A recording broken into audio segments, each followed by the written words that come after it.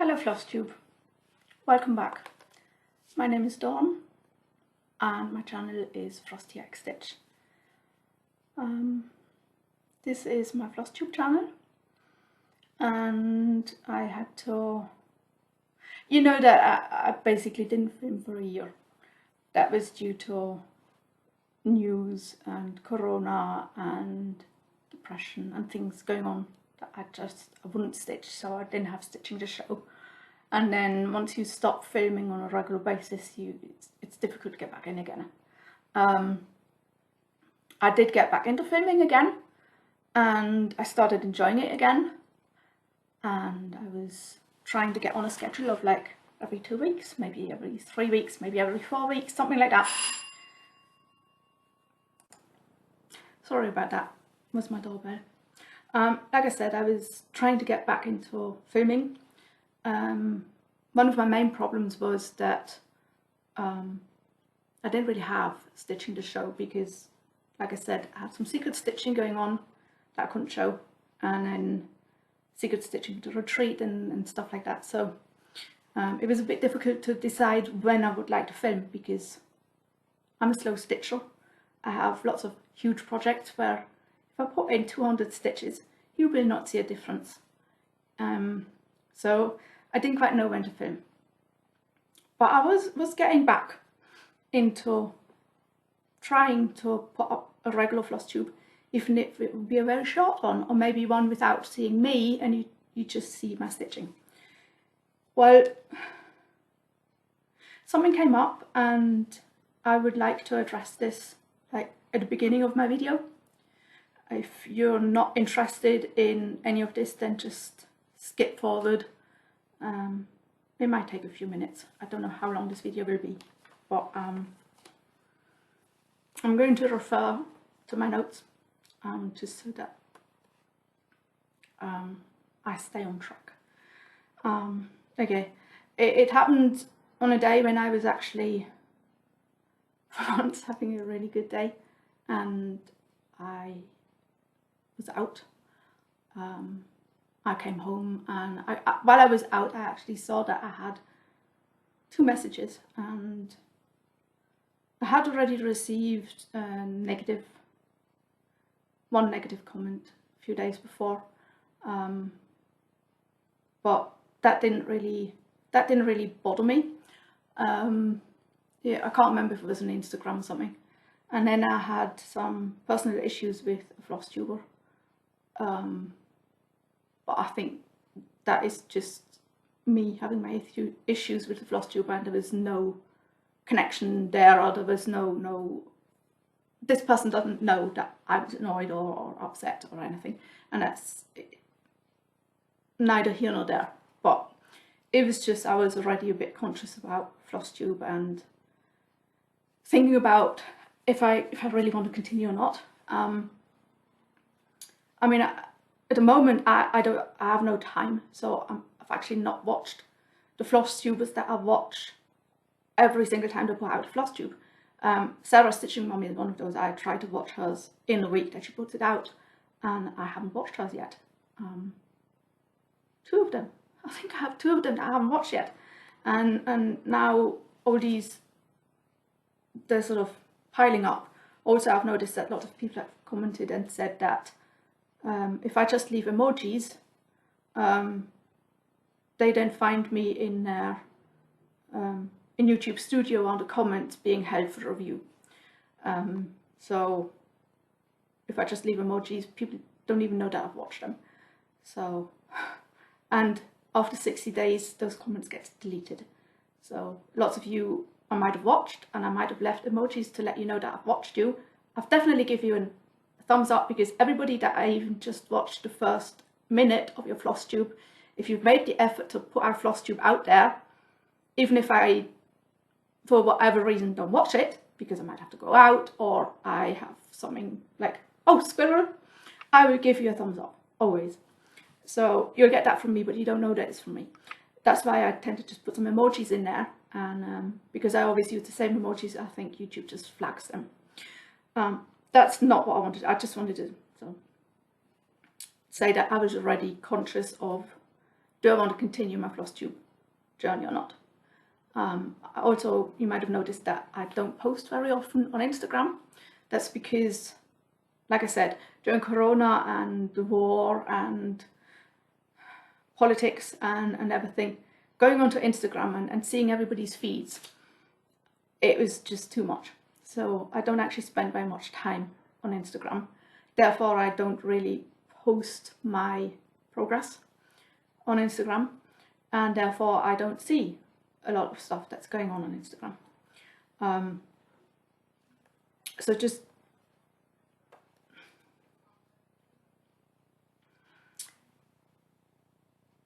so what I do post on Instagram is when I get Stitchy Kindness. Stitchy Kindness is, to me, of course, if a stitcher sends me something out of the blue, that's definitely Stitchy Kindness. But I received Stitchy Kindness this year, and I think I mentioned that in my last video. I had one, I went in for a certain amount of Flosstube giveaways, and I think I won 2/3 of them, which is like mind-blowing. I think I've won about 5 giveaways on Flosstube channels, and I think I went in for 7 and I won 5, you know. So when that comes in, I'm going to show it. I'm going to show it on, because I don't want to wait until I film again, because I might not be filming. So I'll show it on Instagram and I'll thank that person. Usually I send a direct message to the person saying, hey, by the way, your parcel arrived. Thank you so much. Oh, wow. I didn't expect to win, but this is great and fantastic, and I'll use it and whatever. And then I'll post it. So if you go and look at my Insta feed, you'll probably see a lot of things that I've received this year. But just remember, this is not just been Stitchy Kindness. It's stuff that I won in giveaways, and this is my way of appreciation and putting out there that, you know, this person has done a Flosstube and I want a giveaway. Also stuff that I buy on Etsy or wherever, if I buy project bags, or because I buy a lot of project bags and these art things from Vicky Stitchmücken. And when I buy them, when I receive them, I want to show them. I don't always say by the way, I bought this. It's more, see what Stitchmücken puts out there. Look at this, amazing, fantastic. She didn't give me that, I bought it. I received two, well, one is Stitchy Kindness, which was, you know, real Stitchy Kindness, and one was that I put out there was, I'll explain that in a bit. I was gifted something so that I can show it on here, but also because it'll be used for Stitch Basel. And I just put it out there saying, hey, look at this. How amazing is this? This is a Swiss person who has an Etsy shop. Oh my God, like, have a look at this. You need to see this, because for people in Switzerland, this is amazing. We now have somebody who dyes floss. You know, it's sort of, I'm trying to help people with small Etsy shops or unknown Etsy shops or websites or small businesses. I want to promote that by showing what I got. And this was sent to me as a sample, but I'll explain that later on. Anyway, so back to this day when I was actually having a pretty good day. I came home and I had already seen that I had lots of notifications, and one of the notifications was from a designer and stitcher who I've been following for a long time. I've stitched some of her charts. I enjoy her humour. I follow her on Facebook. I follow her probably on Instagram, I don't even know. I'll probably follow her on Instagram, but I wouldn't remember it. I know that I definitely follow her on Facebook. I get a newsletter. I get lots of newsletters from designers, and I like her, and I like what she does. And like I say, nearly everything she puts on Facebook, I read, look at, and I value her. And she had sent me a direct message on Facebook, and she had told me that her perception of me is one of that that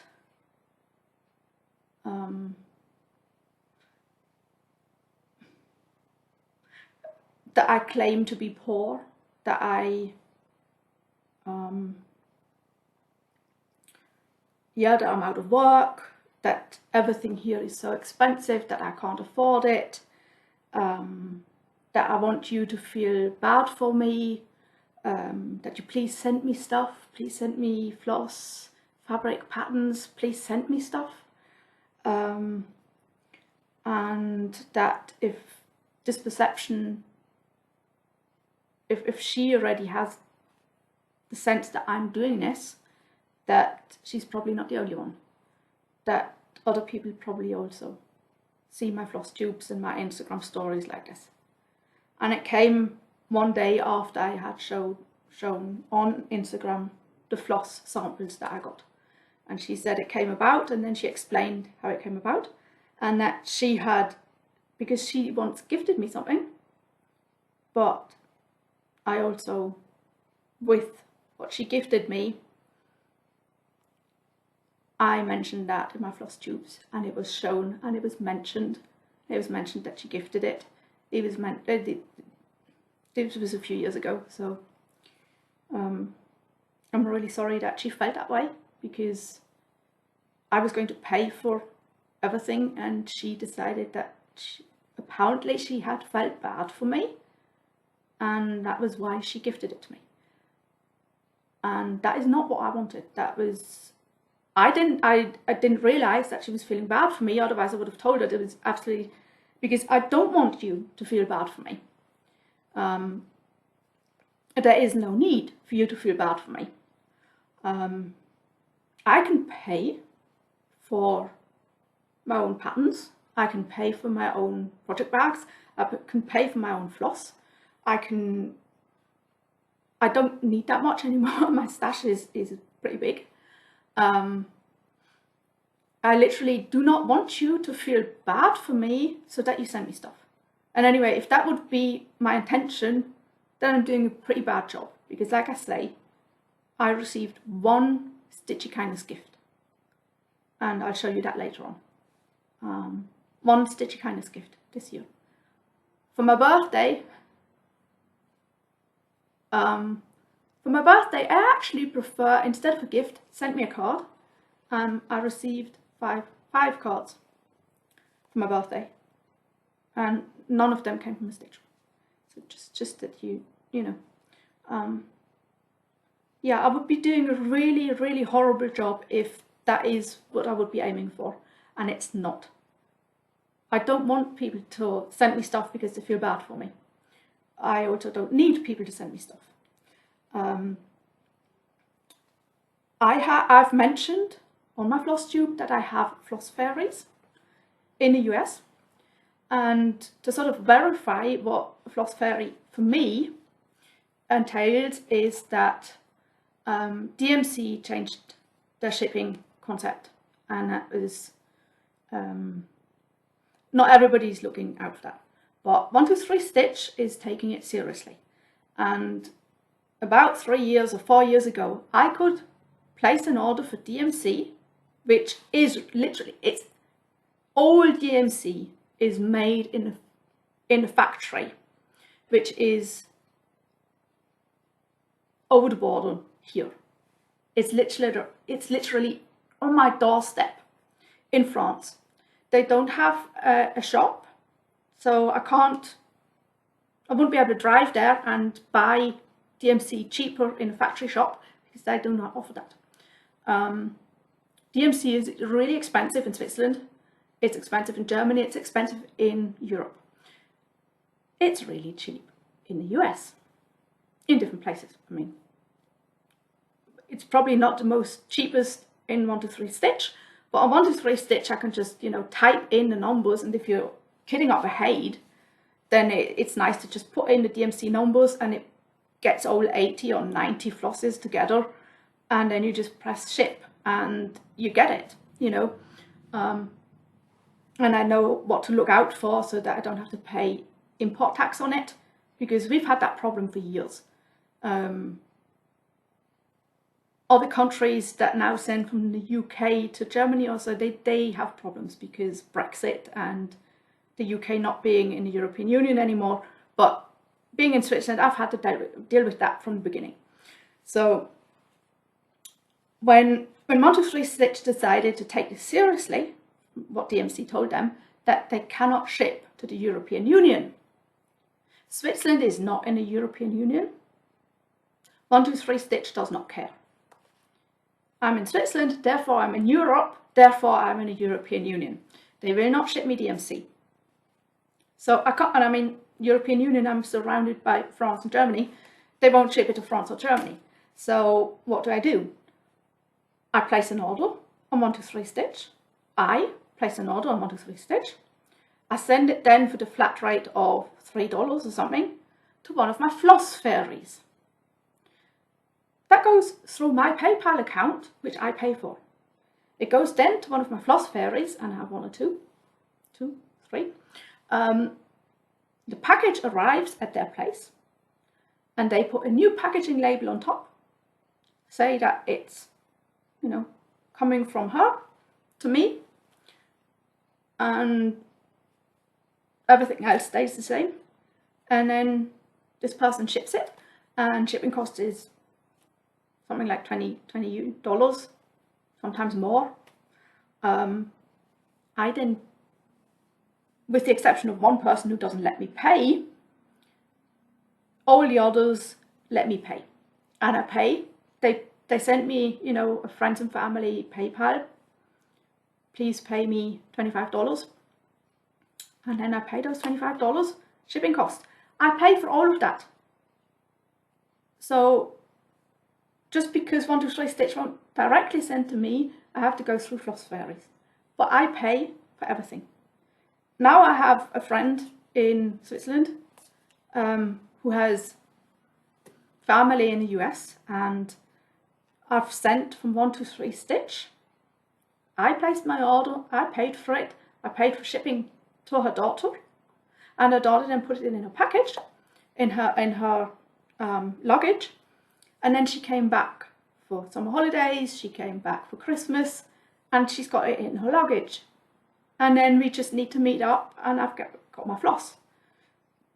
So I've paid for everything myself. I buy my own patterns. I had the occasional real stitchy kindness with Dina Half Stitch Cross Stitch, who was stitching something that I loved that. And I think I just commented on it a few times that I really loved it, and I think she also watched my Flosstube, so she knew that I would like it. And she then asked me when she was finished, Dawn, would you like this pattern? Would you like to have this pattern and stitch it? And she sent it to me. And that's Stitchy Kindness, but that was also a year or 2 years ago. I haven't even stitched it yet, even though it's on my list. And now I actually have the perfect floss for it. So, you know, like I said, I don't, when I, let's see, I want to refer to my notes so that I get to everything. Okay, so if I tell you that I'm unemployed and I only get half a disability payment, that is part of my life update, because I want to work. Not having a job is really hard for me because I don't have a purpose to get up in the morning, to go out and to prove to the world that I have a purpose, even if it's just software designing, just writing code for a program that somebody might use for something that nobody really cares about. But I would have a purpose to get up in the morning because I know that there's somebody in the office who expects me at a certain time to be there and work my 40 or 42 hours, depending on the company and what policies they have. And I don't have that purpose anymore. It's been taken away from me now twice, and well, the third time actually. And I started, when my job was finished, I was already searching for over a year before that job ended. I was searching for over a year. And then the job ended and I was having really good job interviews. And I really thought I had a job. And then Corona hit. And now nobody knows how recruitment works anymore. I have recruitment officers from the UK contacting me about a job in Switzerland. But because they don't know Switzerland, they've never been here, and it really states in my LinkedIn profile, it states searching for a part-time job, 50% in Basel City. And they come along with, we've got the perfect job for you. You need to speak French, which I don't. It's in Geneva. And it's like, what don't you get about 50% in Basel City only? So it's my self-esteem is low. Not having a job is really eating at me. With my depression, it really doesn't help not having a purpose to get up in the morning. So that's why I talk about not having a job. And when I mention how expensive DMC is here in Switzerland or in Germany, that I don't have an LNS. There's no LNS. Not in Basel. I wouldn't even know if there's one across the border in Germany because I wouldn't be able to get there because of my anxiety. Shipping cost is high. That's me venting. That's me telling you how expensive it is here, and buying stuff here. It's just like, you know, I can't just go out and buy a skein of floss to finish my bib. I literally have to think about, where will I get it from? Can I find a substitute? Do I have a substitute? Can I find something in my stash? Did I kit something up that might have that floss that I need? And if it doesn't, then I have to think, okay, where will I order it from? And then I'm not just going to order one skein, because I'm not going to pay 20 francs shipping cost for one skein of floss. So I'll have to coordinate and organize and do all that. That's why I'm venting, and this is not me telling you, hey, it's also expensive and I'm out of a job and I can't pay for it. It's not. So if it's upsetting to you and you feel bad for me when I talk about life updates of not having a job and still not having a job and doing this voluntary work that I'm doing, which also is not easy, if that upsets you and you feel bad for me and you think you need to send me stuff, or you want to send me money or cross-stitch stuff or whatever, please don't. Please don't feel bad for me in that sense. I know that, you know, people who emphasize with not having a job and how difficult it is, and if you have depression and anxiety, that dealing with that is difficult. And if you then leave a comment and saying, hey Dawn, I'm really sorry that you haven't got a job and I hope something turns up soon. That's nice, it's really nice to hear. But it's also, you know, that's not why I'm saying it. It's just, it's part of my life update. And I know that I react sometimes like that. And that's fine. And I take the comment the way it's meant, that you really feel for me, and you want to say that you really feel sorry for that, and you just hope it gets better. And it ends there. You know, you've expressed what you think, and it ends there. And you're not feeling bad for me, and that's why you're sending me a huge parcel. Because that's not what I want or need. It really isn't. So if you're upset by me talking about the same things, because I'm sorry, I'm stuck alone in this flat. Alone. 24/7, 7 days a week. unless I go out because I have some voluntary work I go and do. And if that makes you feel bad for me, then tell me and I'll stop doing life updates. I will not tell you what my life is like. I will only show you stitching.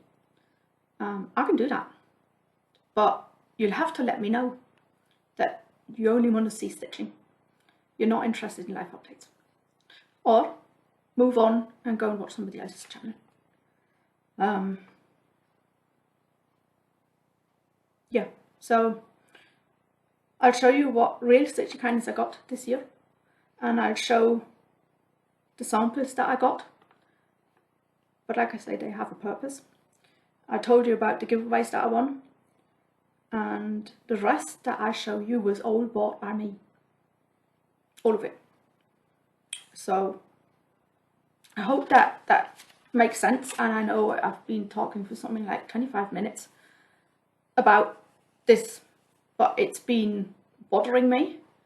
I tried connecting with this person to try to see how what was it that after her feeling bad for me and gifting me something, and that was a long time ago, how she comes to still think that that I'm putting on a show to receive gifts and goodies from cross stitchers. I really wanted to know. I wrote a huge message back, and I know that she's read it. I can see that she's seen it. She hasn't got back to me, and I think it's a shame because I thought we were virtual friends. Apparently we're not. And that makes me sad. So I really had to address this. I needed to address this. I didn't think I wanted to do it on Flosstube, but I think it's the best way. And if you've skipped over this, then that's fine as well, because you don't have to watch everything in a Flosstube. But if you've watched this and you think that, yes, Dawn, that's what you're doing, maybe you can point out what it is that I'm doing or saying that makes you feel bad for me to send me stuff. What I should change. Because I would like to know what it is, what I'm doing. Because in my eyes, I've not been doing that. And I really don't need you to feel bad for me. And therefore send me stuff. But like I said, nobody's been doing that. So anyway, I need a drink. Okay, let's see if I can get this back on track again. I would have actually preferred to just go and make myself a cup of tea and snuggle in front of the TV and just ignore this Flosstube. But I have a full list of what I still want to do, and I think I'm already at sort of like 45 minutes for this Flosstube. So let's see. Quick update on Stitch Basel.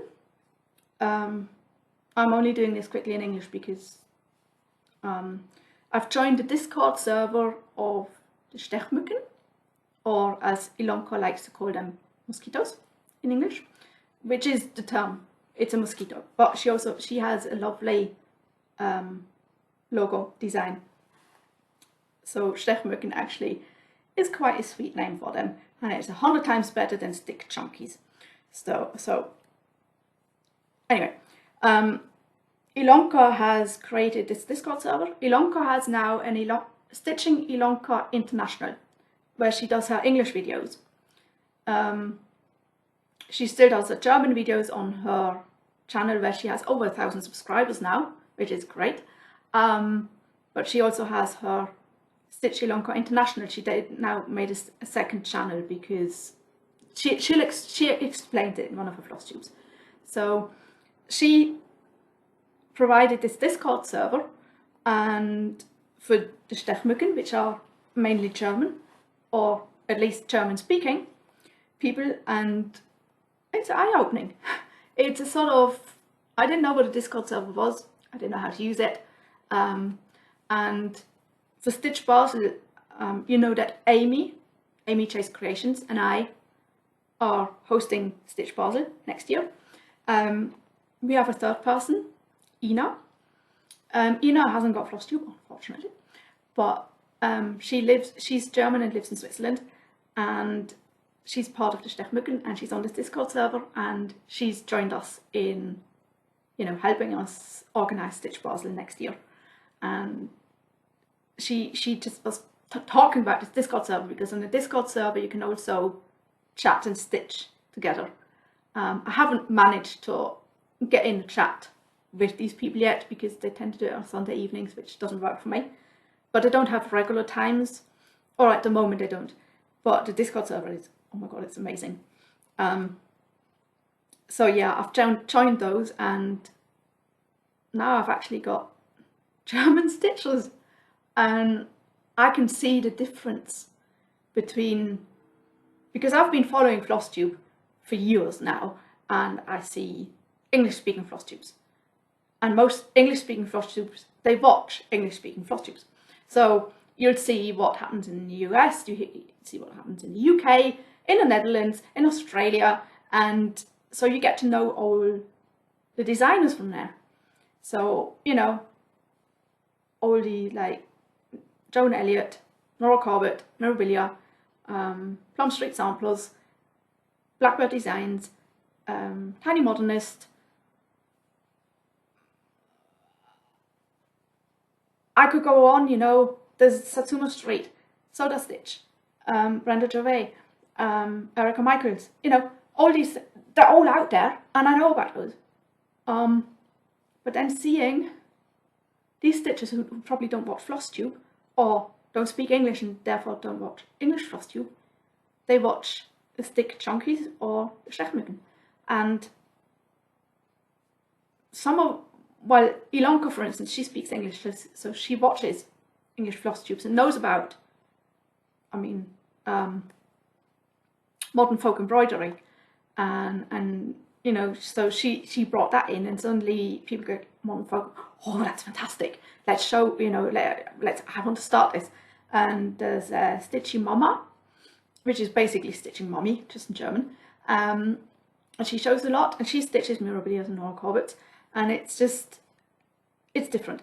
But then there are other people on this Discord server, and I see what they're stitching, and it's like, oh, that's a totally different design style. Sort of, I have no idea who these designers are. It looks like they go through companies. Like, for instance, if you go to mybobbin.com, you get the Russian, Ukrainian, and East Bloc designers on mybobbin.com. So you might go through mybobbin.com and not immediately recognize the designers, because, I mean, yeah, they have Cyrillic names, so that doesn't make it more easy. So you'll sort of realize that this is probably a Russian designer, but you wouldn't know who it is. And in Germany, it seems the same to me. Their designs are very correct, very precise, very clear, very styled.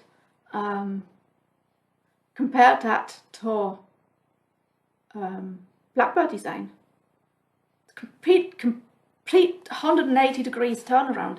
And to me, it seems more the style that you would have had in the 80s or 90s, but more modern.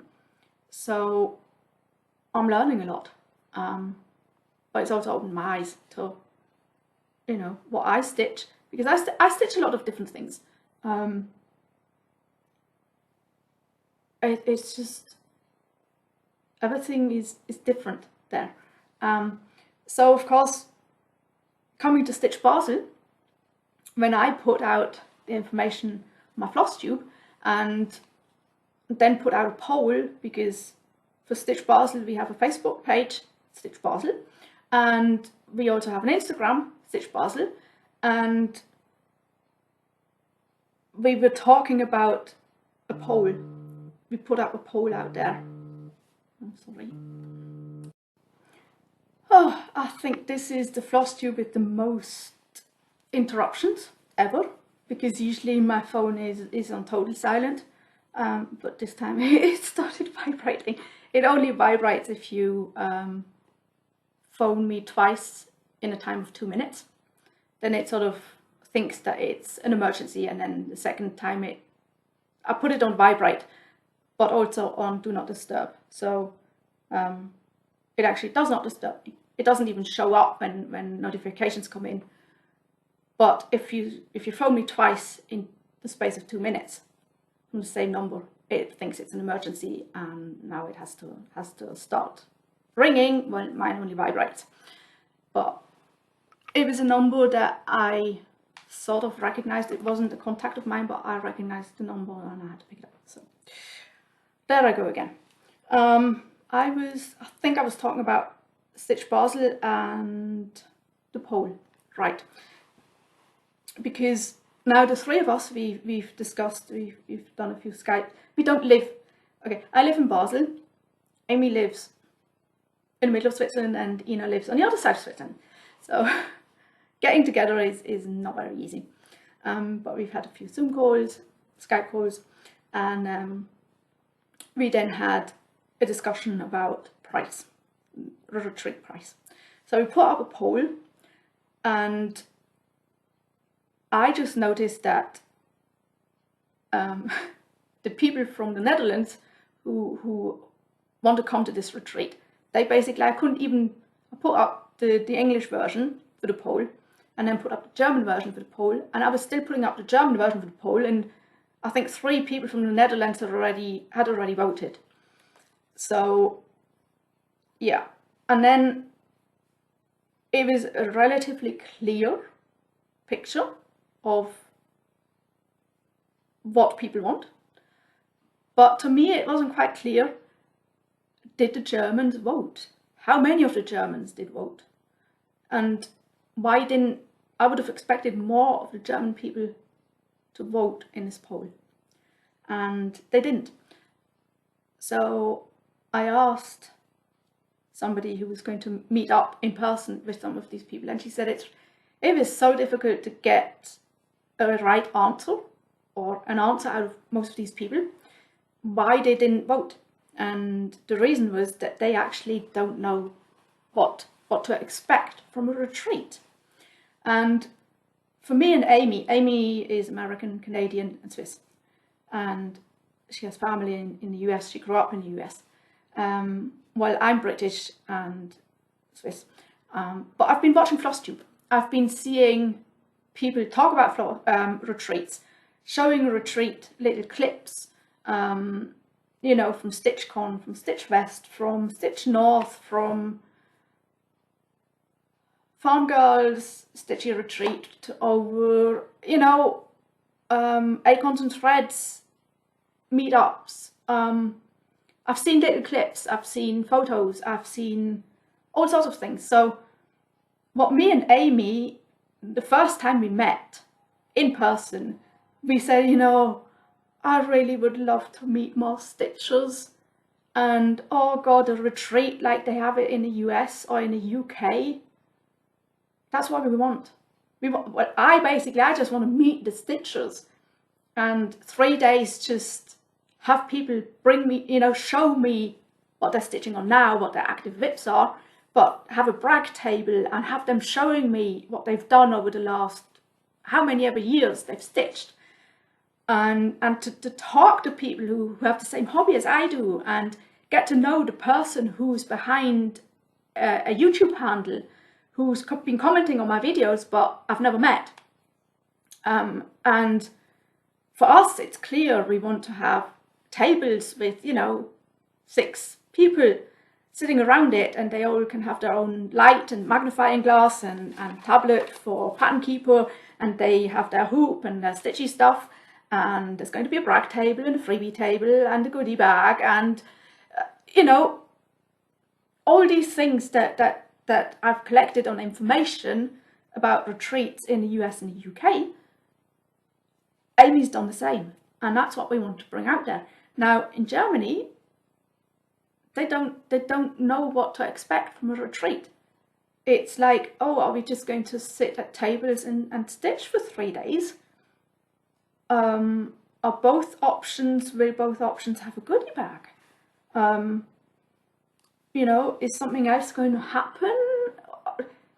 Well, yeah, I think we might have a quiz. We're going to have door prizes. You know, I've already been, everything's in my head. I'm trying to put it into words so that all 3 of us can sort of see what's in my head. And I think most of what's in my head is in Aimee's head as well. So we need to sort of get this all together and then collect it and put it into the retreat. So I now know that the Germans, they don't know what Aimee and I know, what happens at these retreats in the US and in the UK. Because, I mean, my virtual stitchy friends, they tell me about it. You know, what happened. I mean, Lisa from Australia, she told me how her retreat was in Tanzania. I think Tanzania. Oh my god! But she told me about all the retreats she's been to and what she experienced and what happened and how it was and the gifts that they got and that somebody, you know, made needle minders for everybody and somebody made art bags for everybody and then there was also this and there was that and there was, you know, all this stuff, and the Germans have no idea, and that's why they didn't know in the poll what answer to give. But they also didn't want to ask us. And I think that was a real shame. And now we're going to do it. We now have our answer from the poll, and unfortunately the Germans didn't really vote on it, so they'll either come or they won't come. We only have space for 50 people. Sign up will be in the next 2 to 3 weeks. Official sign up will be in the next 2 to 3 weeks. If you don't get in, so if you're like number 51, you'll be on a wait list. And then if somebody drops out or will not be able to pay, because payment will be approximately 2 to 3 weeks after sign up. If people don't pay, and you'll have, here in Switzerland you usually have, I think, 14 days time to pay, which is probably what we're going to do as well. So if somebody doesn't pay, and this is only the retreat, you're not paying for the hotel. That comes later and that's something else. So if you don't pay, then this person goes out and somebody from the waitlist comes in. So, you know, you should know before Christmas if you're in or not. But then you can still cancel and get your money back until the 28th of May. And after that, there's no refunds, unless somebody from the waitlist gets in. Yeah, and because I now know that lots of people don't know what to expect from this retreat, it's going to be, I'm not just going to put up a Facebook thing saying sign up starts whenever, this is the price, and then you go and you sign up.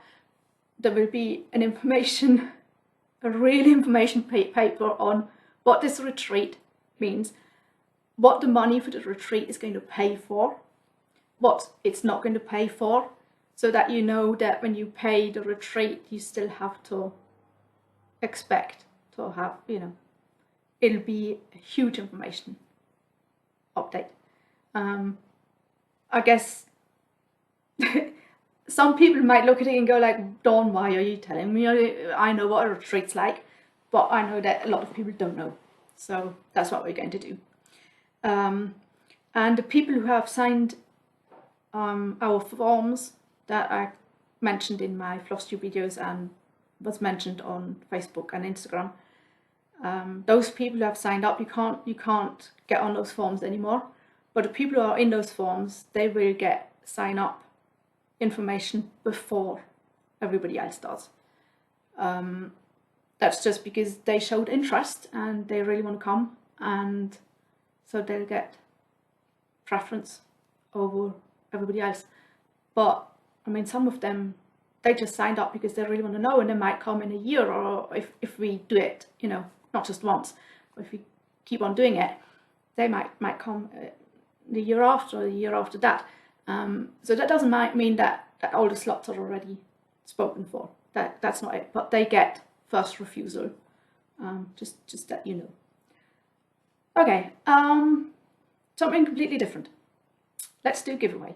I did a giveaway on my last Flosstube, which was, I can't even remember. Oh, that's now a bit difficult. Talk amongst yourselves. No, don't fall down. Stay here. Oh, yeah. Stay. Oh my god, everything plastic just decides to go all over the place. Okay, so, and now of course it's not focusing. I don't think that matters. I showed you this lovely Nordic Bandsampler SAL that I'm stitching on. Okay, it's not about this, but I did a giveaway and I said that you could, with the word snow, you could win this pattern. Yeah, I'm way behind, I'm not up to date, but this still goes on, and it's a mystery Bandsampler, so there's still November, well, I still have this one to finish, then it's October, and then there's still November and December to come. So you can join in this one, which is absolutely stunning, fabulous, and so much fun. She's also designed one for autumn that started on the 1st of September, and it's got autumn colours.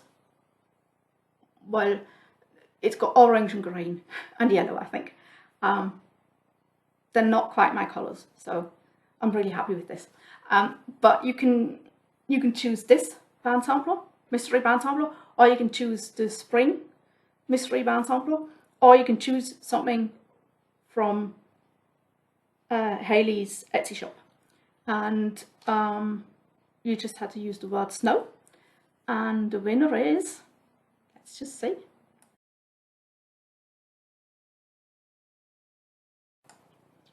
Yeah, Daniela, congratulations. It's well done that you won, because you're one of the people who wants to come to the retreat. So I will probably see maybe something that you've already started stitching by then. Yeah, so please could you contact me? There should be an email address somewhere, either on screen now, or you can find it in the drop down box. But I think you have my contact information.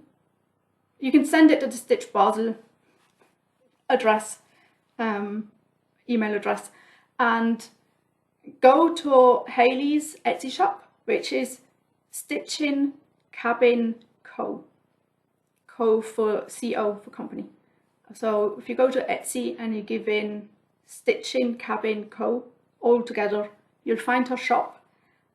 Choose what you like, and then let me know through email, and I'll get it sorted. So congratulations, well done. I was a bit disappointed by, this is my, I don't know, I've done 2 or 3 giveaways, and I don't have very many takers, so I'm not going to do giveaways in the future. I would like to pass the stash, but postage is, like I said, it's high, so doing that is at the moment not an option. But also, if I only have 1 or 2 takers, it's just a bit of a waste, I think. So I'm going to use my pass the stash for the retreat, and I hope that people can live with that. Anyway, so let's talk about secret stitching.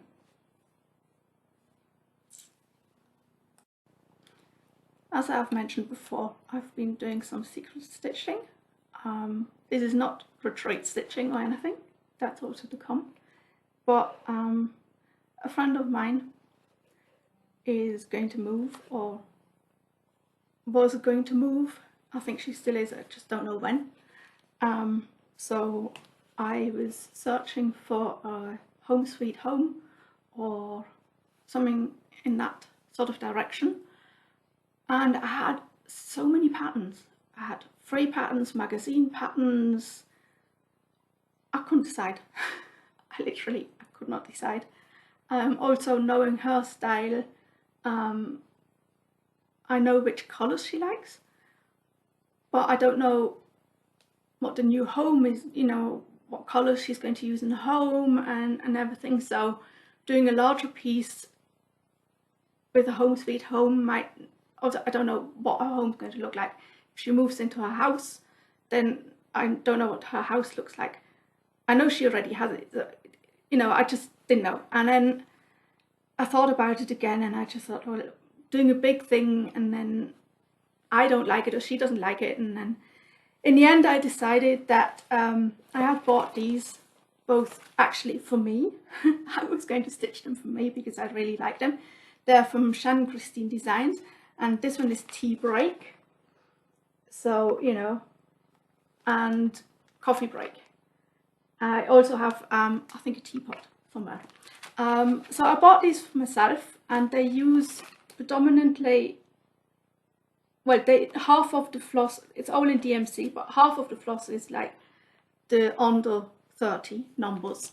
So of course, when I ordered these, I did order most of the floss already with it, luckily. So I had these two, and I thought, well, she does drink tea. I know she drinks coffee. She definitely drinks coffee.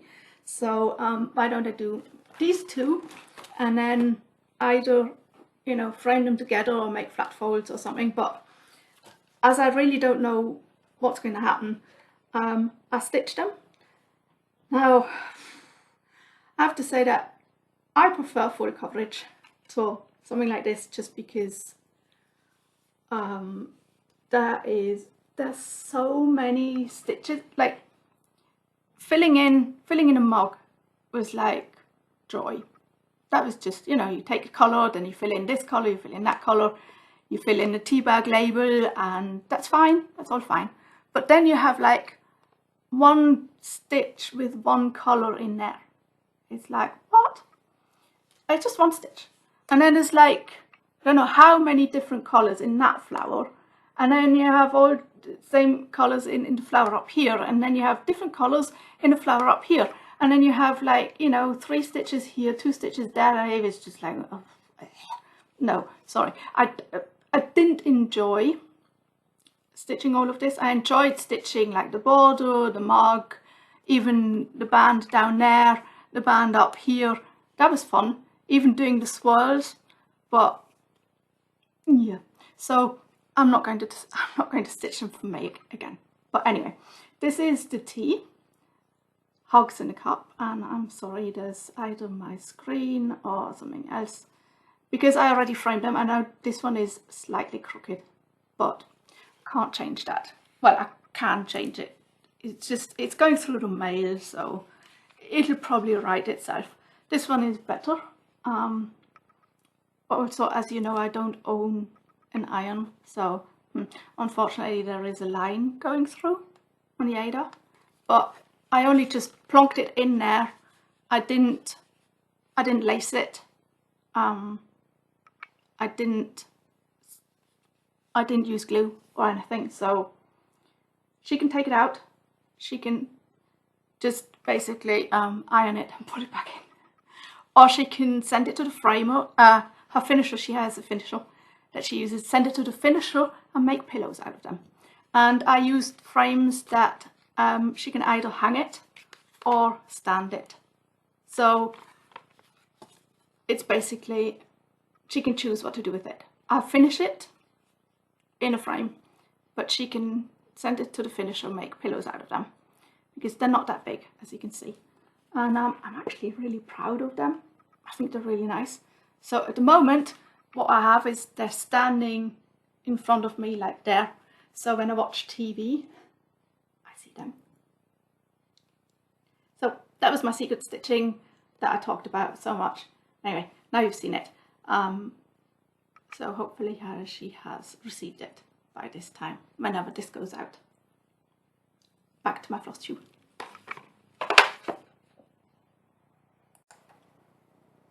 Well, that was, yeah, my secret stitching for my friend. She's received it.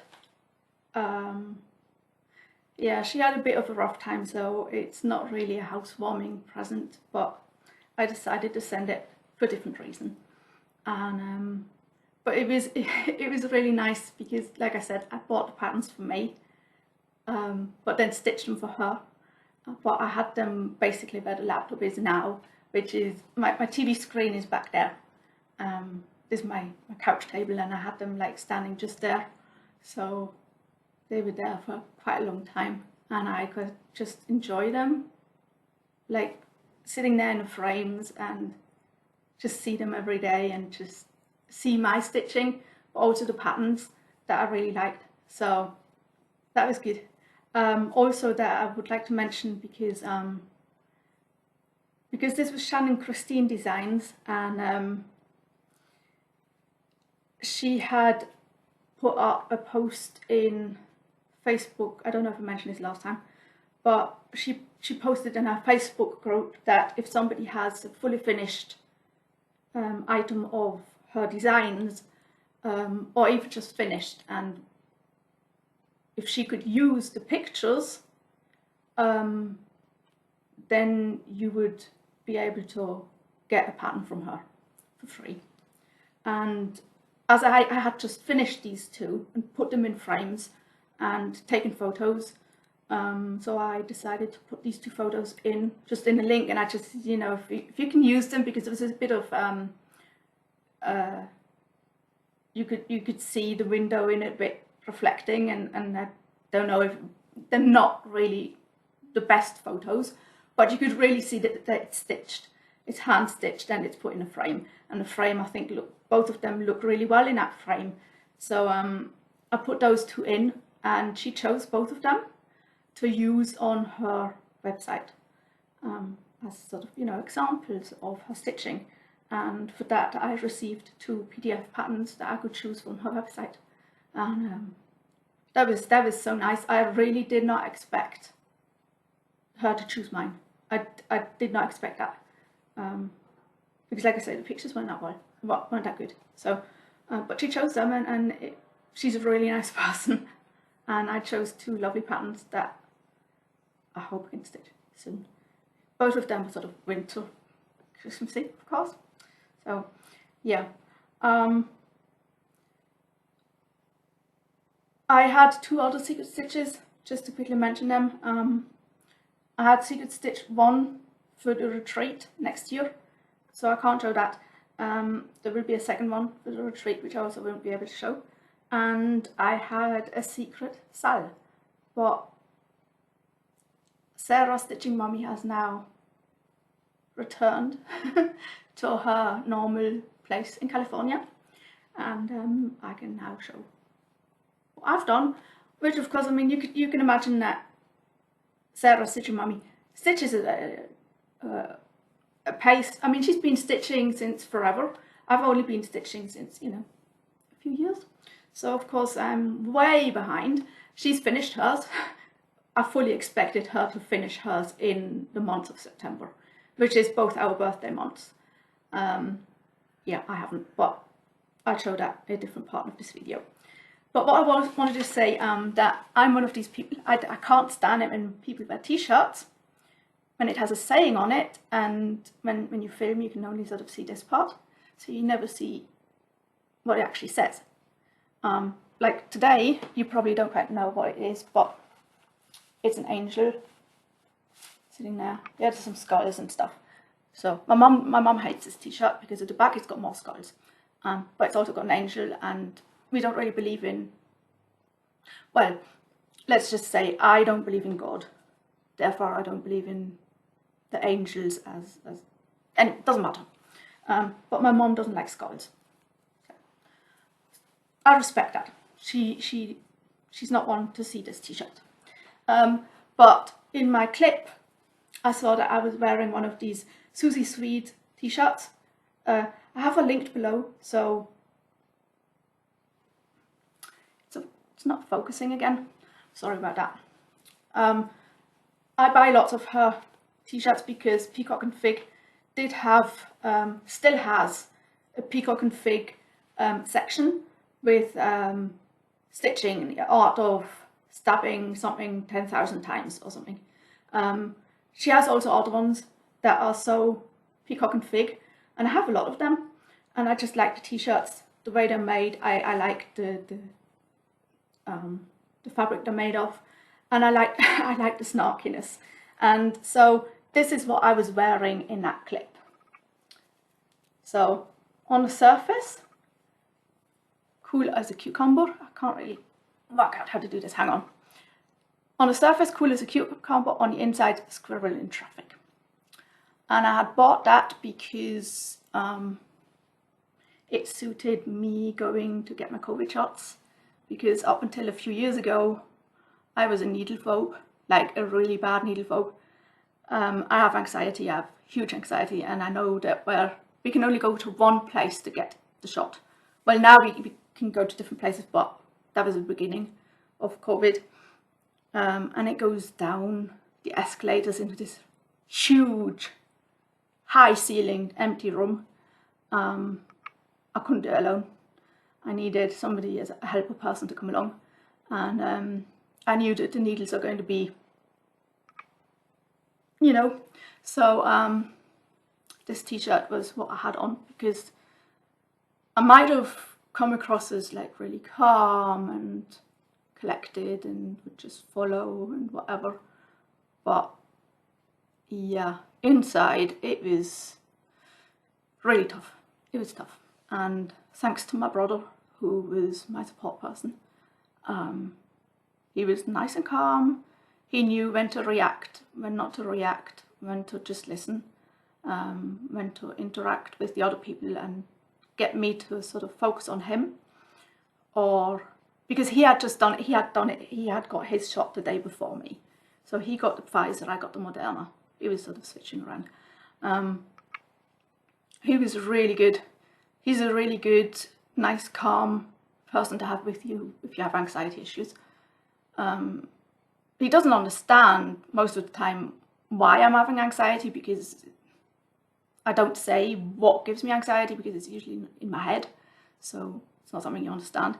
But he's really good at sort of seeing that you're in a stress mode and you need some sort of, and he also knows when I need something, he can immediately react.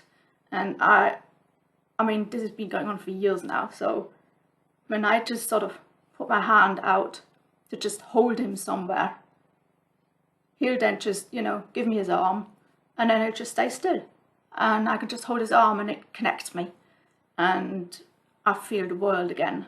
And I feel my feet at the floor, on the floor, and just get my balance back. So he's really good in those little things. Because he's not an extrovert or anything. It's not that he would now take over and then talk to the people. I still talk to the people. I still do my part of, you know, telling her that I don't want to see the needle. Please don't show me anything. Don't tell me when you don't just get on with it. I'm just going to sort of look over there. So he's not going to take over. He's not like that. But he can see that, okay, now she needs me to be a bit nearer, or me to talk to her, or he gets out his phone, and because he doesn't know, you know, what should I talk about? Usually if you say talk to me, it's going to be like, I don't know what. So he was prepared. I gave him a few topics that he could talk to me about before we left. And he then just was really good, and he got his phone out and said, hey, look, we saw a squirrel here, and look, and he showed me all his pictures. So I was concentrating on him and on his phone, and this was done and dusted, and yeah, so thanks again, Marcel. You really helped. Anyway, so if I forget to show my t-shirt again, ask me in the comments, and I'll tell you what snarkiness is on there. Because once I had something like, yeah, it was a peacock and fig one that said, go pollinate yourself. And I had that on for a meeting, because that was literally what I was thinking. Basically, go F yourself. And I wanted to have it verbally out there, which I could not do, because that's I would have done it if it would have come up. If they would have directly accused me of, well, they didn't really accuse me of anything, but if this topic would have come up, I would have literally told him to F off. But they didn't bring it up during the meeting, so I just had this t-shirt on. And the next day I got up and I put the same t-shirt on and I went to my chiropractor, who of course did study in the UK and therefore does get certain information out of what's written on my t-shirt. And because we were still wearing masks at the time, so you know, it would draw attention, and he said, like, interesting t-shirt. I said, oh, sort of, I'm really sorry, that was for a meeting. This is not for you. He said, oh, okay, you don't mean me. And I said, no. My chiropractor at the moment is my lifesaver, so yeah. But that was quite funny. Yeah, lots of people don't get English or American humour or Canadian humour. T-shirts come from Canada. So anyway, that's just a little short clip out of my life. Like I say, if I have a t-shirt on and you only see the top writing and you're really annoyed by it, which happens to me a lot when I watch Flosstube and somebody has something written on it and I can't read what it says, ask and I'll let you know. Okay, let's see, what have I been stitching? I know I've probably talked for over an hour. Okay, I'll start with the mystery Nordic Bandsampler by Hayley, StitchingCabinCo on Etsy, or Stitching Cabin on YouTube, and Instagram probably as well. So, I mean, this started like in January, and then February we had the mittens, and then we had snowflakes, and then this one is my favourite. I enjoyed this band so much. It was so much fun to stitch, and it's still the nicest one. Or the nicest. I'm sorry, I like them all, but this one is my most favourite. Then we had the negative space snowman, and I know that, yeah, okay, this is where most of it's stitched, but the Krynick's missing. I'm not using Krynick. I'm using treasure braid. The treasure braid is in the top part of this, but not in the bottom part. Then there's the negative space trees, which you probably, it's like an optical illusion, but it's negative space Christmas trees. That's finished. This one is also, I'm not sure if this one is finished or also missing. No, I think it's finished. Or was it also? No, I don't think there was Krynick or treasure braid in there. And this one, of course, I'm still stitching, as you can see, because I'm Groot. Oh my god. I don't know if you've seen the series, the TV series, I'm Groot. Oh my god, I love that guy. Well, I mean, I have to love him because he's got the voice of Vin Diesel, so, I mean, you know, yeah. Let's just leave it at that. So yeah, so I'm doing this one. I think this is September, and I'm struggling a bit. I don't quite know why, because it's not, the pattern's not difficult. It really isn't. But somehow, yeah, I got behind because I was missing floss. That's why that started my getting behind on it. I didn't have the floss because it uses a lot of floss, as you can imagine. I mean, there's a lot of stitching there. So I think it was about here, and then I could do a few of these, and then I didn't have any floss, and then I had to wait for floss, which took quite a long time. And then I started a retreat secret stitching. I did the secret SAL with Sarah's Stitching Mommy, and yeah, and then I had something else going on, and then I came back to this, and I have the floss now, so I can finish it. I have so much floss I think I could stitch the whole thing again. But I'm enjoying this. But I'm now oh my god, I'm just stitching on this at the moment because I really need to catch up before on the 1st of November, and the 1st of November drops, so that I can then stitch that, and then on the 1st of December I can stitch that, and then I'm on time and I'll finish this year. That's my ultimate goal. So I'm only stitching on this at the moment, with the exception of Mondays. Sally knows why, but I'll explain in a moment. So anyway, so Daniela, this is one of them. You can still, well, you might not be able to catch up unless you're a really fast stitcher, but this would be one. But like I say, this is the autumn SAL, and that has only just started, so you could still catch up on that one. But she has temperature library bookcase thingy that you could join in, or choose something else from her Etsy shop. I'm sorry, everything is falling down. No, just stay where you are. Thank you. Okay, so that was my Bandsampler. Then I joined in. There were two groups that did the stitching bookshelf. Now one of them is both full coverage. It's about full coverage. I think it was forgotten her name. The Rocking Stitcher. Sorry, blanked there for a minute. The Rocking Stitcher got me interested in Stitch Anything Aimee SAL. With Aimee, it's Aimee Stewart. Aimee Stewart. Oh my god. Yes, that's right. Aimee Stewart. She did all these bookshelves. You know, this stitching shelf, the nature shelf, all these bookshelves, mostly charted by HAED. You can get puzzles, you can get merchandise from Aimee Stewart. And so they have this Stitch Anything Aimee SAL going. I don't know when they started. And I have the Stitching Time bookshelf as a paper pattern. Now, as I've mentioned more than once, I'm a really slow stitcher and I'm a full coverage lover, so that was not going to happen. So when I decided to reorder some patterns from HAED as PDFs, I decided not to buy the full bookshelf, so I just chose the ornament. So I chose this, a Stitching Time. You can buy the stitching shelf with this ornament on it or without, and I think most of them chose to stitch the bookcase without this ornament, but I'm stitching the ornament.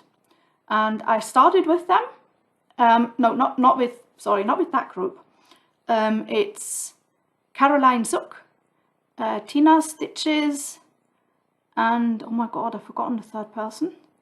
Anyway, there's lots of people, and there's a Facebook group for a Stitching Time for the Aimee Stewart bookshelf, and they started on World Cross Stitch Day, and they did a Zoom call, which for me I think started 1 o'clock in the morning, Saturday morning, yeah, 1 AM. So I started stitching in the afternoon or evening. Yeah, I started stitching in the afternoon because when I start a new project, I need to do it in the afternoon when I've got the best light. And then I can then go from the first few stitches and then continue stitching in the evening. I didn't get very much done on World Cross Stitch Day, but I joined their Zoom, even though I didn't stitch, and then had to go to bed. But it was fun to see everybody starting and highly concentrated, and other people just sitting there just watching and said, oh, I've already started, or, you know, I'm already in the middle of it, whatever, I don't want to stitch. Or it's in the middle of the night for me as well. So anyway, so I started with them, and I stitched, I think 2 days on it, 3 days, and then I had to stop because I had something else that I needed to stitch. Can't remember what, but anyway, like I said, it was a long time ago. But this is what I'm stitching, and this is my progress. But I haven't gotten back to it since, which is a bit of a shame, but I hope to rectify that soon. But Nordic Bandsampler has absolute priority at the moment. So yeah, there's not very much to see. This is sort of in the middle, right in the middle of the ornament. So not much to see, but that's okay, because yeah, I started in the middle, so I guess that's in between somewhere, well, somewhere around there, but there's no rush. There's absolutely no rush, because I'm stitching an ornament and they're stitching the whole shelf, so I guess I'm still right on time. Let's see. Oh yeah, and then it was, oh, that's why I had to stop, because yeah, as you know, as you might know, Sarah's stitching mummy and me, we both have birthdays in September, and we tend to have similar taste in cross stitch. Not everything, but a lot of things we have really similar taste in cross stitch. So I've started Garden Prelude with her on a birthday. I think that was 2 years ago. And last year we started a HAED, which is, I can't remember what it's called, but I don't know, just look it up. Dawn, you've got your tablet in your hand with pattern keeper on it. It's just, oops. Oh my god, I can't find it. It's in the top. It's called, well, I'm doing the mini tea and books. She's doing the regular size tea and books, and we're both doing it without a background. We both removed the background by ourselves on pattern keeper. Yeah, so we started that last year. And before that, we also did a, don't know if we did a start or a, I think, did we both? I think we, doesn't matter.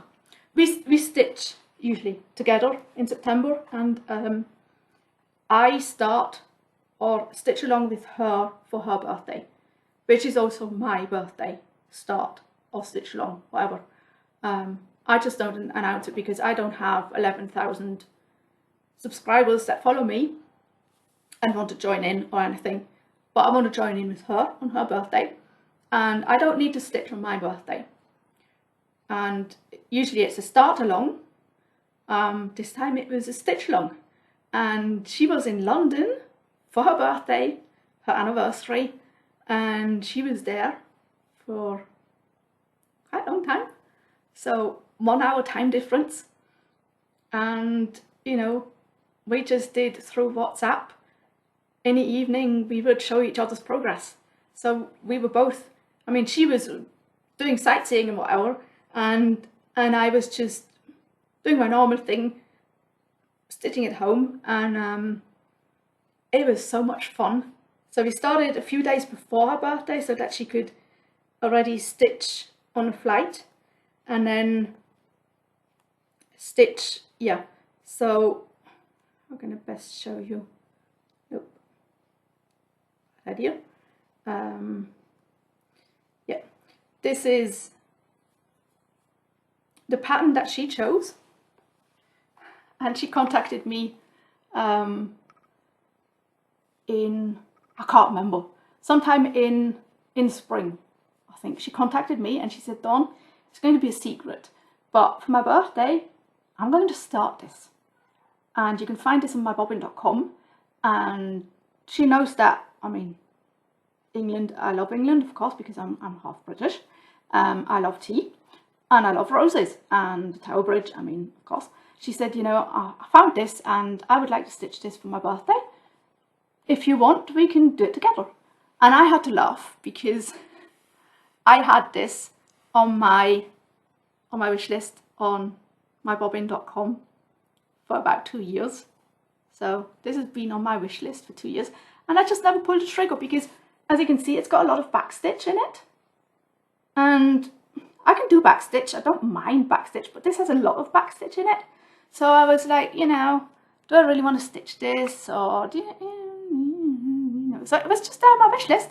And when she said, you know, I'm done, I'm going to stitch this for my birthday, do you want to join me? It was yes, and pressed buy. So I bought it, and yeah, we were stitching, and it was so much fun. It motivates when somebody is you know, she's stitching in the same sort of time as I am, because usually she's in California, which is 9 hours difference. And yeah, well, let's say, as you can imagine, she's finished. She didn't manage to finish while she was on holiday, but she then finished it up at home. And I fully expected her to finish it in September. And this is where I am. And as you can see, I'm nowhere near finished. But do I mind? No. It was good because I didn't have all the floss. My floss was, I had ordered it. It went through a floss ferry, but it didn't get to me. It was held up in different points. So I had to wait for it. So I had mainly the greens, and that's why I had to start at the bottom. I don't actually like starting at the bottom. I prefer to start here, or go from the middle up and then over, and then start from here going down. But I couldn't do that, so I had to do the green at the bottom. And as you can see, it has a lot of sort of shading. Go away, silly thing. It has a lot of shading put in, which is half stitches, and half stitches with 2 strands or with 1 strand. And Sarah did a lot of that, but not all of it. And of course I did all this down here. It took me ages to put it in because I don't like actually doing half stitches. If it's not, it was not very easy because my fabric's blue and it was blue. So blue and blue, and then 1 strand, you could hardly see it. Anyway, I then suddenly sort of thought, like, you know, we're both actually not using white Aida. We're both using blue fabric, and we're both using nice blue fabric. What if we take out the half stitches and have like a cleaner picture with the nice fabric background? She thought it was a good idea. She took out her half stitches and never stitched the ones at the bottom. Well, I had to remove all of mine, so you know, I did a lot more stitching than this, but had a lot of unstitching to do. But I'm also a lot happier, and as you can see, it's a hand dyed fabric, and it's blue, and it's really nice, and it's modelled, and it's XStitch Design Fabric of the Month Club by XStitch Design Primitive April, and it's called Steel Shadows, and it's 16 count Aida. And I can't remember who gifted me this. This must have been a birthday or a Christmas present. And because she said, you know, I'm going to use my blue. She uses a lot of this blue. And then I found this and I thought, well, I mean, this looks really nice as a sort of greyish, bluish background. Oh my God, Dawn, keep right side up. Yeah, so we both decided that the fabric's really nice, so we'll do it like this. And I think that was the best choice. Best choice, definitely. And like I said, there was some stitch kindness. Now, Sarah sent me a beautiful card. That's the front. I think it's the back. I don't know. I like both sides. Beautiful card. And because I told her that I haven't got my floss and I've only got the greens, I don't like green. I'm a bit like Shelley, XStitch, or it's only stitching on Flosstube. I'm not really a green fan, so starting with green was because there's lots of blue in it. Sarah just got this really, what do you call them? The sort of these cards that you use for organising, whatever. And she just punched holes in them and just put on, I think it's two lengths? Or 1 length of, I think it's 1 length of every floss, 1 length on this card. Country, Cup, England, 1 of it on this whole card. And she sent that to me, and it came during stitching. So while I had to use my greens to start in in the bottom with the leaves. I then received this, and since then I've been stitching from this. And of course my floss has arrived in the meantime, but oh my god, it was like, I can use a blue, or I can use a red, I can start stitching on a rose, I can use some blue. Oh my god, this is fantastic. So this was Stitchy Kindness, and this was really Stitchy Kindness because she managed to put it in an envelope and it didn't cost her very much.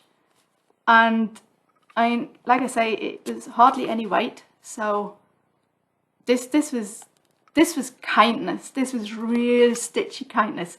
This is somebody who knew that I'm in need of just one strand. One strand.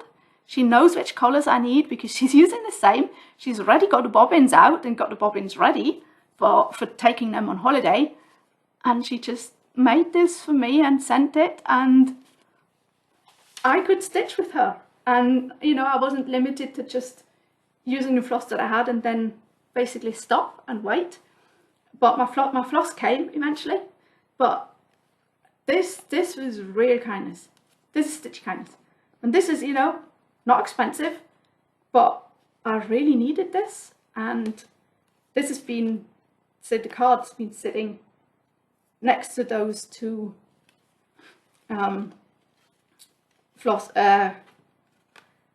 secret stitches that I had sitting there in front of me, so I can see this as well every day when I sit down and stitch and watch TV. And it was just absolutely amazing getting that. She told me that she's sending it, and it was just the best present ever. Well, at that time anyway it was. And I so enjoyed stitching, and every evening sending pictures back and forth to just, you know, connect and say, hey look, I've stitched this, and oh look, I'm here, and I've done this and I've done that. And it was so nice. It was really good. And like I think I kept on stitching as she did, and I think I was still stitching on it on my birthday, so that worked out. Yeah, and then, as you know, our queen died. My queen died. Well, yes, she is my queen because, like I said, I am a British citizen. She is my queen, or she was my queen. Now we have a king. I'm not quite getting used to having a king. And as you know, as you might know, I'm sorry, not everybody knows everything. The stamps in the UK,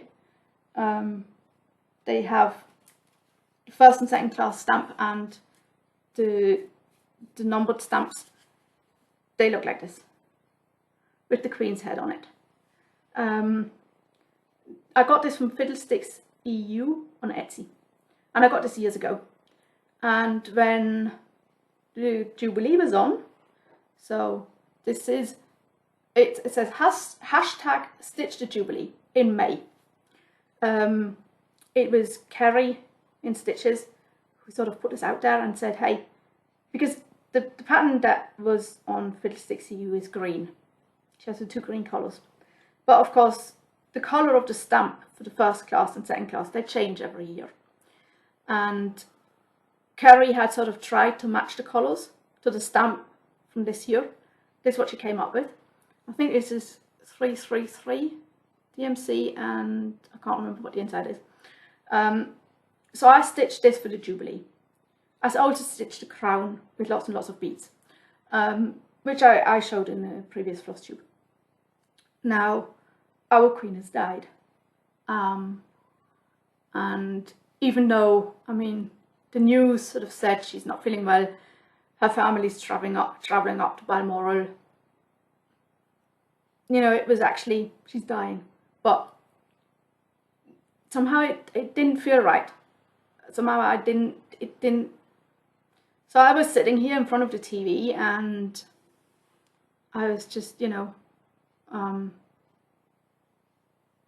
don't even know. Yeah, I was probably stitching or having supper. I was having supper, that was what it was. Yeah, I was eating supper, watching TV, and then there was a notification coming up on my phone. Now, news notifications are just red, they don't ping, they just come up. And because my phone's on the side, so I just see, oh yeah, news, not interested, I can read that later. But I glimpsed, and when I read, most people do this, you don't actually read, you recognize words. And I just recognized one word as queen. And I thought, like, hang on, what's that? Need to see it. So I checked my phone and it said, the queen has died. And it was like, what?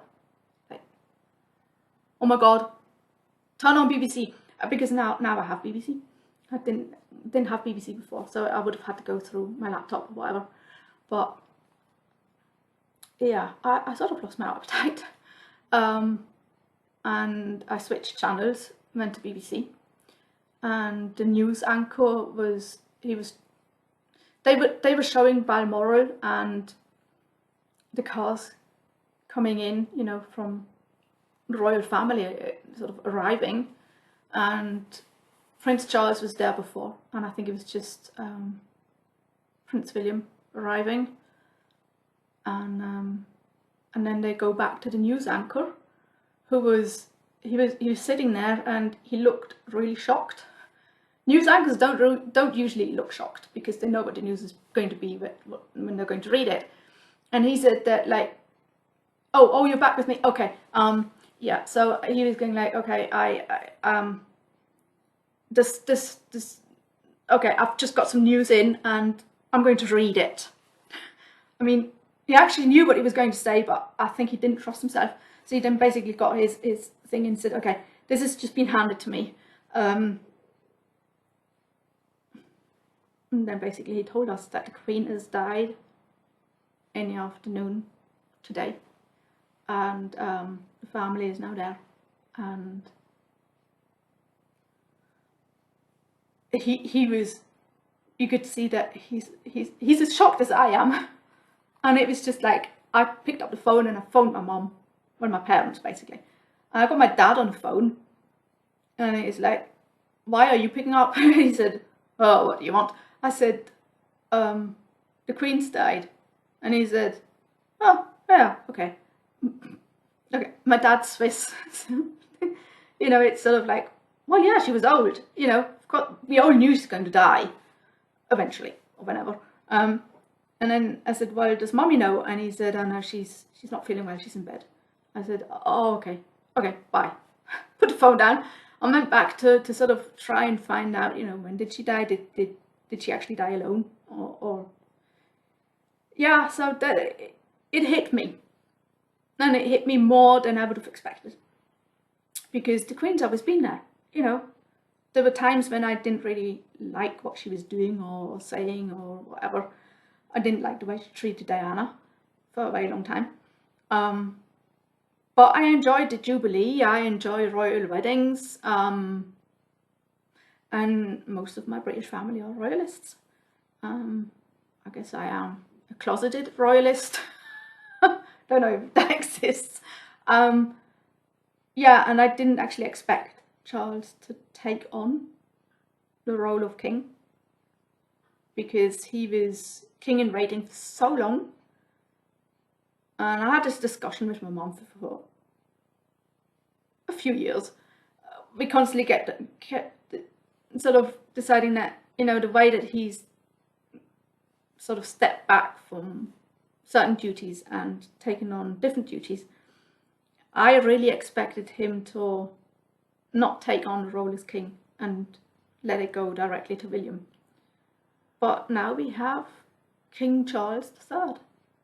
So all the stamps that I've been collecting for my whole life, and I still have some from my granddad because he also collected stamps, all the British stamps, if they have a picture on it, they'll have the Queen in the top corner somewhere. That's just the way that the British system is. They have the Queen there. Well, yeah, I guess next year we'll have this with the King on it. So I needed something to commemorate her. Somehow, just for myself, I stitched her again. You might think it's dark. It's not actually black, and it's not as dark as it looks on here. It really isn't. It's more a plum color. And I couldn't take pictures of this in a really good light, so you really can't see what I see. It is more a sort of reddish plum, and I've matched this color and the light color inside. I matched it with the real stamp. The stamp from the Royal Mail is online. You can search it, you can search the internet for it. The stamp is online, and I could match the colours with the DMC colours. And like I say, this is not a correct interpretation of what I see. And this actually reflects the real stamp. Whereas this one went with the old DMC colours, and this is a DMC colour below 30. So I think that's why Kerry and Stitches decided on these colours, because she went with the old colour system of DMC, whereas this one is one of the newer colours, and this really matches the stamp. But like I say, this doesn't look like it. It looks too dark. But also, I mean, this one is to commemorate her death, so it being darker than this one is absolutely fine by me. But now, of course, I have two. I don't need two. I also put the charm on there that I got from Lisa. So the one that I stitched for the Jubilee is going to go to my mum. I've got a little easel, so she can put it on there and have it up for as long as she likes, and then she'll give it back. And this one is going to stay with me. And at the moment, they're both standing there where you are standing now. So I sort of can, yeah, be a bit sad about losing the Queen. It did hit home. I didn't expect it. Like I said, I didn't really expect it to hit me that hard. It did. But it is something, I mean, it's life, isn't it? And next year we'll have the crowning of King Charles. So, Kerry, what are we going to stitch? Oh, yeah. So, yeah, one more thing that I've been stitching, and this is a SAL that, oh crap, sorry, didn't say anything. Oh, you didn't hear anything? Oh no! No, okay. Yeah, whatever, I can sort this out later. So I won a giveaway from Stitching Sally. If you don't watch her yet, you need to go and watch Stitching Sally. She's really nice. She always thinks that she has to record her videos 3 or 4 times because she's all over the place. I don't think so. I actually like her like that because I feel like I'm sitting opposite her having a cup of tea, talking to a friend, and she's talking to me. So that's what I feel like. Anyway, so I went in for this giveaway because Stitch All the Things, Christine, she did a giveaway for this, which of course I didn't win because she has how many followers. So anyway, when Stitchy Sally decided to give this one away, I went in for it again and I won. So I decided, hey, Sally, would you want to, shall we sell this together? Which is meaning, in my world, that means let's start it together. And she said, yeah, let's do that. And she stitches with Bob and Mouse, and she has sort of like, I think on Sundays she stitches on sheep, and on certain days she stitches with Bob, and other days she stitches with Mouse, and other days she stitches on this side and on that side. So she stitches on days. So we decided to start on a Monday. Was it the 10th of October, I think? And we're only stitching on Mondays on this. And of course I'm way behind already, but don't really care. I catch up, or I finish it sometime. Anyway, this is, we both decided to change colours. You can't really see it, but because this is the same colour as I stitched the stamp in, so that doesn't show as it is. Then this is sort of pale blue, slightly purple. This is the 333, and this is the start of the scissors, which I'm going to change them to be silver and then gold, like my first embroidery scissors were. And then I'm not going to do all in purple, and I've also got other colours in, but they come further down.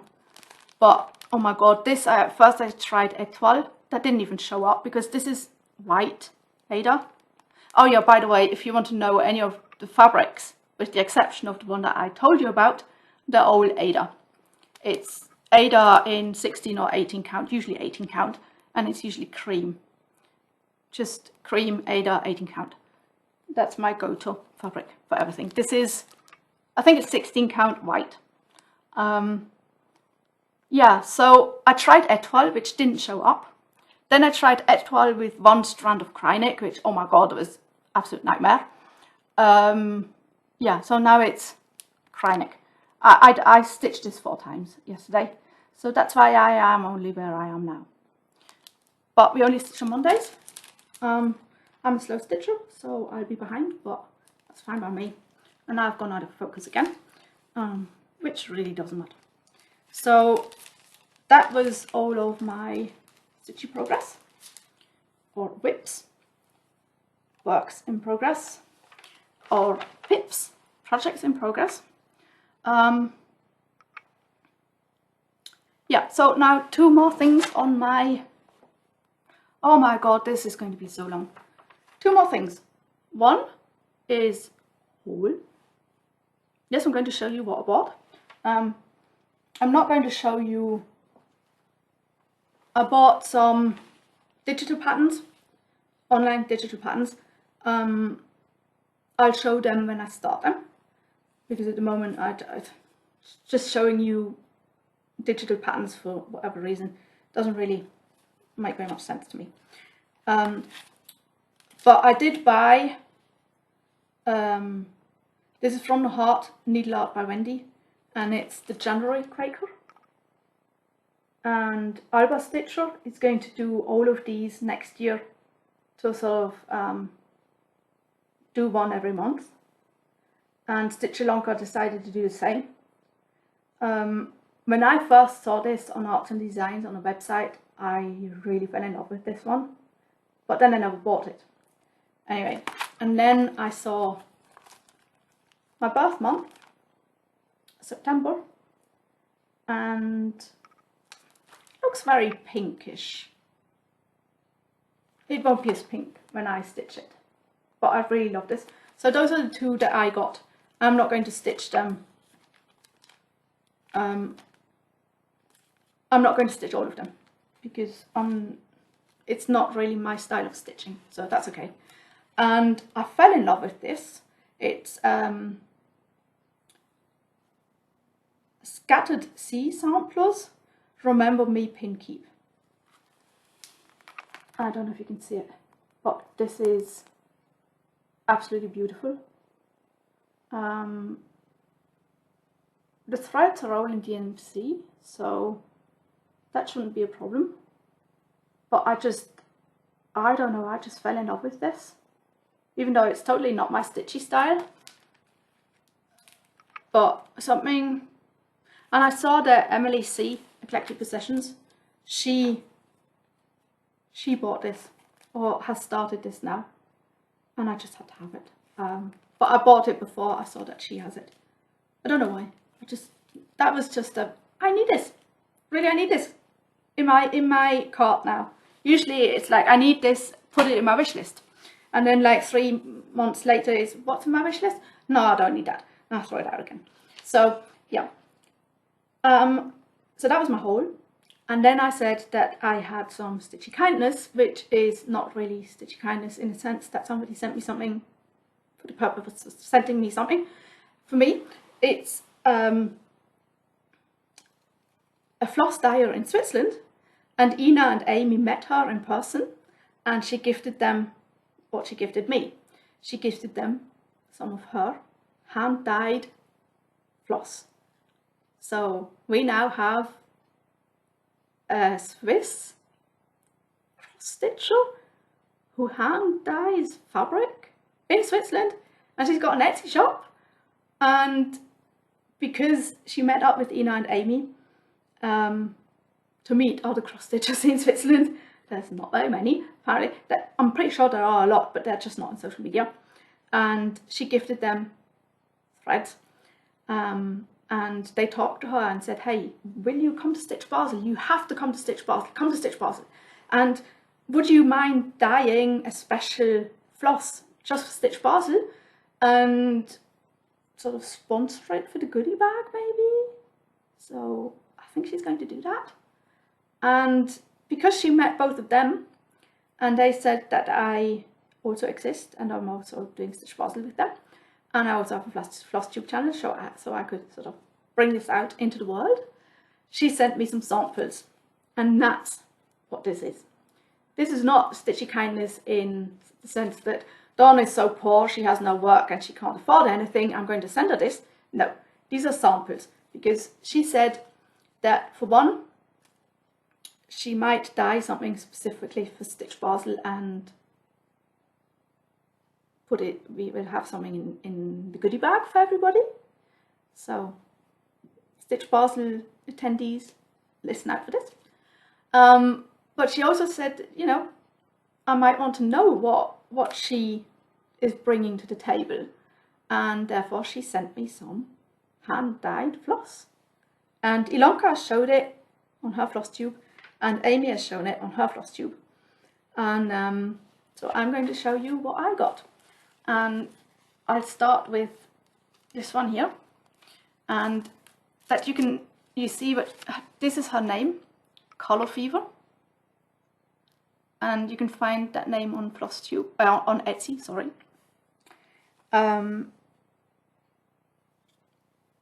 So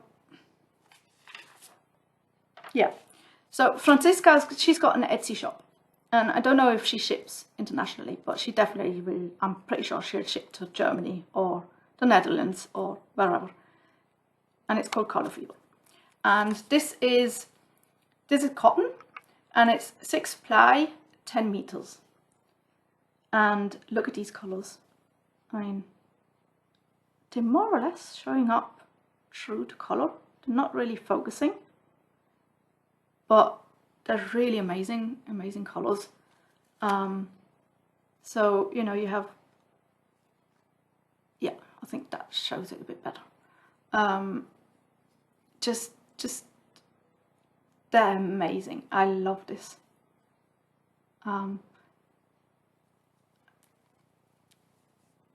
This is just, I think this, yeah, this is just one colour, or it looks like one colour. And the others have this gradual going from one colour to the next, and I think this is, I mean, this is as professional as it can get. And I like cotton. I like DMC, I like cotton, so I can really use these. I won't find, there's no problem for me to find a project for these. That's going to happen. But I was so surprised to get these. This is silk, 15 ply silk, 5 meters.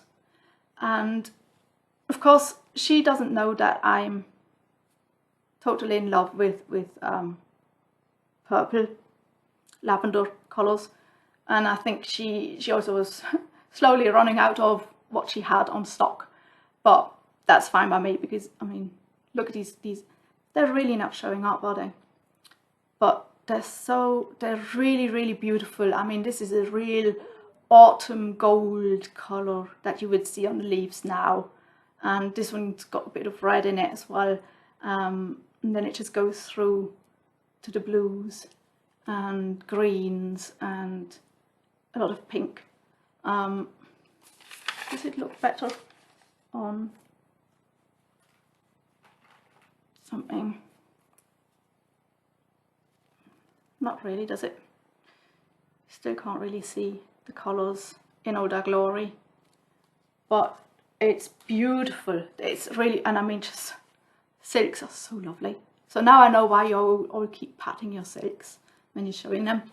But the colours are really striking, amazing colours. I mean, this for Halloween is a must-have.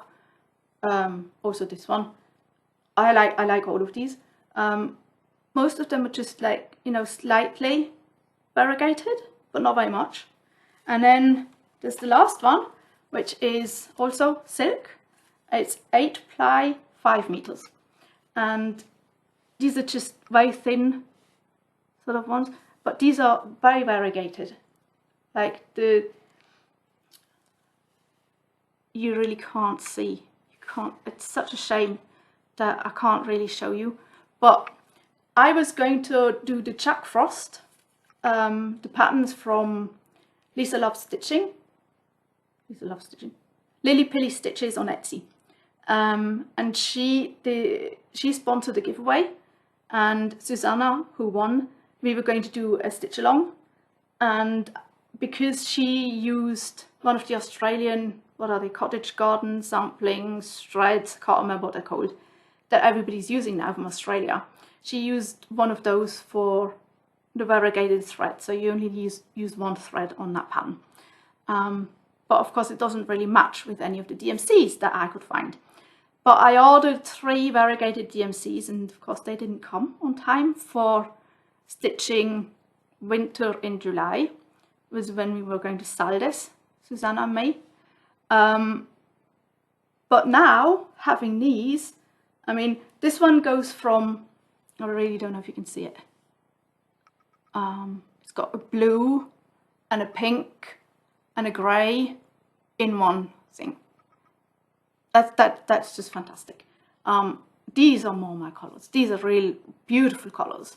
It's got like a purple and a dark red and sort of wine colours. But I love this one here, which has got a sort of green and a bit of a grey, but also blue, and combined with this one, which has darker blues and lighter blues in it. These two together, and I'm really sorry you can't see it. It's just amazing colours, and these two will work absolutely perfect for the SAL. So I contacted Susanna, she hasn't replied yet, and as soon as she contacts me, we're going to start the SAL, and we'll SAL Jack Frost is here, patterned by LillyPillyStitches on Etsy, and I'll use these two, and I can then tell you how it is to stitch with them. I mean, you know, she just asked me, like, can I send you some so that you can see what, you know, what I'm going to contribute to Stitch Basel. And yeah, you can just, you know, let me know if you have feedback. My feedback is they're absolutely amazing. I'm in love with them. And of course, I really, if I'm in love with a floss, I don't really want to stitch with it. But I've learned that if I don't stitch with it, then it'll land in a box and I'll never use it. So this time I chose and I decided that I'm going to use these two for the Jack Frost SAL. And they work. And they'll be perfect. So now I just need Susanna to get back to me. And then we'll SAL that. And if she doesn't, then I just stitch it by myself. But, you know, these were samples. And she's going to be, I mean, she's going to get into Stitch Basel because she's on she signed up on she signed our forms, so she'll be under the first to be able to sign up. So I'm pretty sure she'll get in. And she said she'll start dyeing now more floss so that she can actually sell her floss at Stitch Basel. So if you're interested in something like this, you're coming to Stitch Basel, bring more money, or check her out on Etsy. I'll link her below. So that was really nice. I mean, you know, that's also stitchy kindness. But for me, it's more about how can I promote her and get this goodness out there so that people like me who buying floss like this is expensive. When I see this on the screen, it'll never be the same as it is when I get it in my hands. But now I know somebody in Switzerland, so I don't need to have shipping costs of amazing amounts. I'm now going here, you know, Switzerland. I can order these in Switzerland. And I'm getting to know this person, and I hope she'll come to Stitch Basel, and then I have a face to go with the name and with the floss, and I have to promote that. She's a small business, I need to promote this, and that's why stuff like this ends up on my Instagram. And I'm sorry if stuff that I buy, I don't pronounce it as I bought this, but this was a gift, but a gift of samples for something that there's this purpose behind it. And of course, I have to promote this for me. I'm sure that she hoped that I would. She didn't ask me to promote it, but I need to promote this for my, just in case somebody else in Switzerland is watching this, or in Germany or France or the Netherlands, somebody in Europe sees this and doesn't want to pay $20 shipping cost from the US. They now have somebody in Switzerland. So that's why I'm showing this goodness. That's what I'm doing. And I hope that that is acceptable and is not, you know, please send me stuff because I want it or need it. No, I don't. That she sent me this much, I mean, 2 skeins of each would have been already enough, like more than enough, for me to see what she's doing, and I would have used it and I would have shown it. But all this is just fantastic. I mean, I don't know how to thank her to send this to me like this. And I guess by promoting it and getting you to buy from her, I hope that, you know, she'll keep on dying and producing more goodness like this. And when I get to know her, she'll become a friend. And then I need to buy from her, because I try to support my friends who have businesses. If they have an Etsy shop and they're my Flosstube or Facebook or just cross-stitch friend in whatever way, I support them. I support them by buying from their shops. I support them by promoting their shops. That's what I want to do. And yes, even though I'm unemployed, I have enough money to do that. I'm not rich.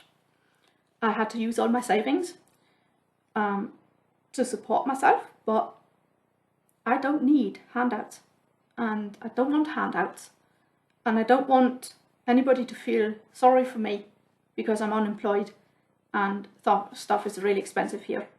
I've been dealing with that all my life. It's not new to me. It's not in hardship. I can survive pretty well. As you can see, I'm not skin and bones. I can feed myself. So I don't need pity, and I don't need people feeling bad for me. I really don't. I can look out for myself. I can get something sent to me and appreciate it for what it is and use it and then give her feedback, because that's also what I do. I do give feedback, positive, hopefully also constructive feedback if I have it, so that she can get better and provide us with even more goodness. So I hope that this wasn't, I guess it was pretty long, this Flosstube, and I'm sorry if I trod on anybody's toes, and I hope I didn't. And if you don't want life updates from me, or you don't want to hear from me that I'm unemployed or depressed or have anxiety, let me know and I'll leave life updates out. If you think I shouldn't be doing Flosstubes, let me know. That it's a fair enough opinion to have. If you think that I don't belong on Flosstube, let me know and I'll stop filming. Usually I would say, well, if you don't like me, just flip on. And I know lots of people do that. I have something like 6,000 subscribers, but I get between 100 and 150 views on each of my Flosstubes. So I know that out of these 600, only about 100 people watch me. So even if you're subscribed to me, I know that lots of you have not got the bell notification on, so you don't even know when I put out Flosstubes, and that's why you don't watch me. You might have other reasons why you don't watch me. You have too many other floss tubes that you watch, and that's fine. It's fine. You can unsubscribe me. You can ignore the notification that I have a floss tube out there. That's all fine. And if you think I shouldn't be doing floss tubes, let me know. Let me know. I mean, I wasn't really mad at this person saying this to me. It just sort of helped me to sort of realize something's wrong with my floss tubes. Otherwise I would have more views. Something's wrong, and I've been doing this for some years now, and I haven't reached 1,000 subscribers. Not that I need to, I really don't need to, because I will not monetize. I will not monetize my channel. So I don't need to reach 1,000 subscribers. That's not my goal. It really isn't. Oh, that reminds me. I didn't talk about the Under 1,000 Subs Club. It'll be linked down. The spreadsheet of the Under 1,000 Subs Club will be linked in my description box. You can also always find it at Sarah from Stitching Kingdom on her floss tubes. She'll also have it in her drop down box. And it's also in a Facebook group that's called Flosstube. You can also find a list. It will be always updated by me by adding new people and by taking those out who've reached 1,000 subs. Anyway, like I was saying, I know something's wrong with my floss tubes because people aren't watching them. And I guess she told me what she thought, but then she didn't really answer my questions of what I'm doing wrong or why she came really to this conclusion. So if somebody else wants to give me feedback on that, I would be really happy. Constructive criticism can help me. It really can, because I'm not going to be mad at you, but I can listen, I can read, and I can take it to heart and maybe change something, and maybe more people will watch. And if not, that's fine by me. Anyway, let's not end on a gloomy note. I have stitching to do today. I'm going to be watching TV, and I'm going to stitch, and I'm going to enjoy it because stitching is my happy place. So happy stitching to all of you, and I'll see you when I see you, or maybe I won't. Who knows? Happy stitching, everybody. Bye.